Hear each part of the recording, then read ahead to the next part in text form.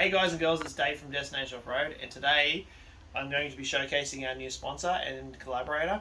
We've teamed up with Kick-Ass 12 volts, and they have supplied me with this beautiful 200 watt solar panel, which accompanied with it was a 20 amp MPPT controller. There's a lot of wording, but yes, that will be changing out my projector, one that I'm not entirely impressed with. But yeah, you'll see the installation video and the rewiring of a few things, and then when we drag this bad boy out into the bush and use it for the first time. So stay tuned and hope you enjoy.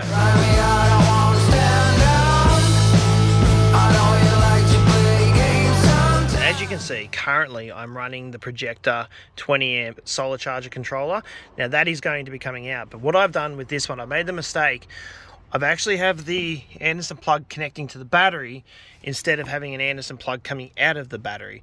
So if I wanted to swap, so the input into this solar controller is directly from the solar panel straight to there. There's no Anderson plug. So what I'm going to do is once I take this one out, this is getting swapped around. So what I'm doing is I'm going to change it so I can change in between the solar panel and the actual portable solar panel from Kick-Ass. As you can see, I went and bought a 50 amp Anderson plug from Autobarn. Now I'm running, I think these are pretty much 6 gauge cables.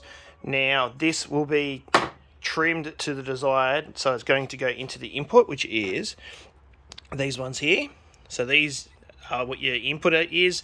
This one goes to your battery, and these two are your loads. Okay, so I'm going to run this directly to this MPP controller, so then I can interchange between the rooftop solar panel, which is only 110 watts, and the portable 200 watts. So with the controller that you do purchase, it does come with an installation guide, which gives you the location and things like that. It'll actually warn you, because what you need to do, you need to make sure that there's adequate air ventilation for these fins. These are the cooling fins. Sometimes these can heat up a fair bit, so you don't want to put them in the engine bay or anything like that. So you want to, it's more desirable to put them in somewhere where you're going to have adequate air. Okay, so in one of my many rain breaks, I'm actually, and the car going fast, sorry about that. The one downside that I actually have seen with the solar controller, as you can see, the mounting holes or the mounting points for the solar controller, you can't actually access and actually have a screw going straight down. So what they provide you is with a template that you can actually use, which is your wiring diagram and your mounting instructions.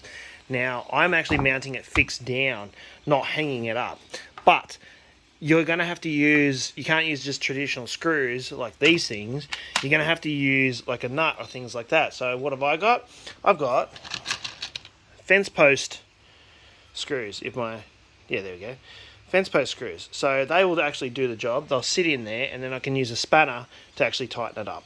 Okay, update. That's clean. Right here. So the fence bolts didn't work because I've already had all these holes from the last one. So what I've used is a bolt from the outside, and then just used a nylock nut. Now make sure your nylock nuts have a few threads past the actual nut, and then you know it's engaging. So now it's fixed in. It ain't going to go anywhere.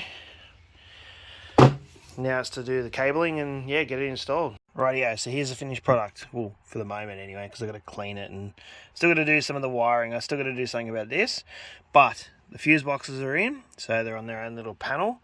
I can easily take these off and actually get behind it to actually add in if I need to add more.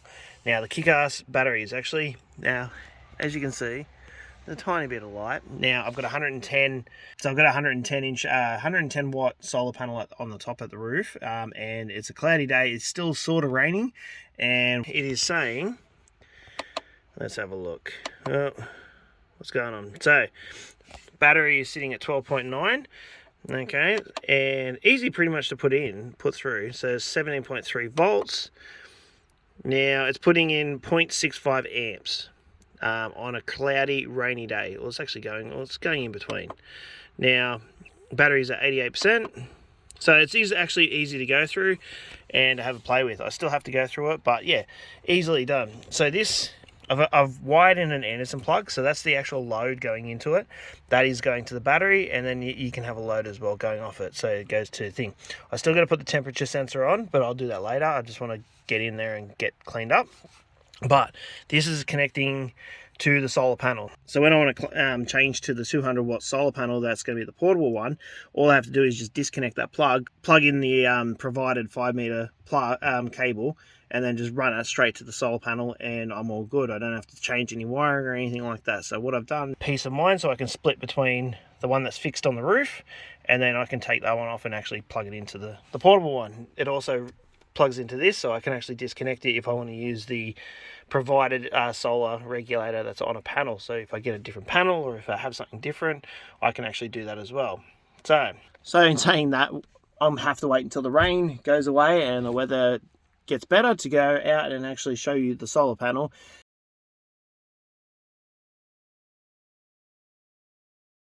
So this is the second part to the installation. So from Kick-Ass, they've sent us the 200 watt solar panel, which is a portable one. Now this is not like a soft flexible one, this is an actual solid one which does fold out. So as you'll see, when you get it, it gets its solid heavy duty cover with quality zippers. Now, but inside here first, you've got your instructions, as well as a 5-meter Anderson plug on either side, so you got your 5-meter cord. You've also got the Anderson plug with alligator clips that can actually connect it. Now we're saying that what you're going to do is you'd use your solar regulator that's connected to this solar panel and then plug it on directly onto your battery, which that gives you that option. But what I've done is I've put that 20 amp MPPT controller, which has like a 20 to 30% more efficiency rate than what the actual provided solar controller will offer. So if you actually do go for that, try and get one of those settings. So it's the MPPT controller, not the other one. Now it just gives you that 20-30% more efficiency, so it actually helps with battery a little bit easier. It can actually do that charging in stages. Alright, so heavy duty handles, okay, so they're actual, not plastic or anything like that, they are aluminium. Okay, now as I said, these are a rigid, not flexible solar panel. Easy to open, as you can see. Now what I'm doing is I'm dropping it down. Rightio, so as you can see when I was setting it up, they actually have these, if I can lift it up, has these aluminium legs support, which actually come out and they're adjustable. These are solid, so they're not plastic. The benefit, the pro to having one of these setups over the actual flexible one is it weighs a little bit more. So in some sense it can be a con, but I actually think it's actually a pro, because when you go camping, especially where we go camping on the south coast, especially Yadbarrow, if you've seen our video, the wind picks up really bad. So having that light, flexible, semi-rigid solar panel will just go flying, where with this, yeah, a little bit more support, a little bit more stable in those windy conditions. Okay, so inside the car. Now, as you can see, the MPPT controller has now been installed. I've moved one of the fuse boxes, and I just mounted this thing. So I mounted this mount and actually have the fuse boxes on top. Now, what I want to do is I wanted to hide all the cables, but also with this solar controller, I actually had it directly running from my solar panel on the roof, which is only 100 watt, directly into the controller and then straight to the battery. So I do have an Anderson plug that disconnects the controller, so if I want to have that later on, I can actually just directly disconnect it. But I also have an Anderson plug wired in, so I can disconnect from the top, and then I can just connect this 5-meter lead directly from the solar panel straight to the controller. When I was talking to you about the other controller, you've got the MPPT controller that's built in, but you also have the other standard site. That's the PWM, which is not as efficient. It's a little bit cheaper controller, but they do put it on all solar panels that you usually get. Now, when you want to connect it, you just connect this to this Anderson plug together, then run your lead directly from this straight to your battery with the provided alligator clips. We're going to bypass that. That is the one key feature that I love about the Kick-Ass products, is that you can have that option of bypassing it instead of cutting it up and actually adding it yourself. So what we'll do is we'll grab our lead, bring this back down, grab it out, and connect her up. And pretty much that is it. Now let's go back over to the MPPT controller and actually double check, see what we're getting.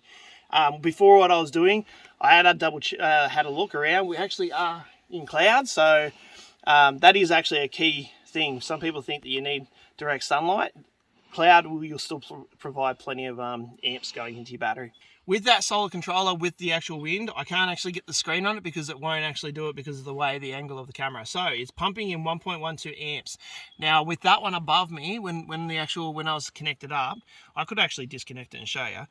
But it's pumping in roughly 1.1 amps. Now what I'll do is I'll take this one out and I'll plug the controller from the solar panel that's fixed up there. Now what I'm going to do is I'll double check and see what's pumping in. Yeah, that's actually just pumping in 0.05.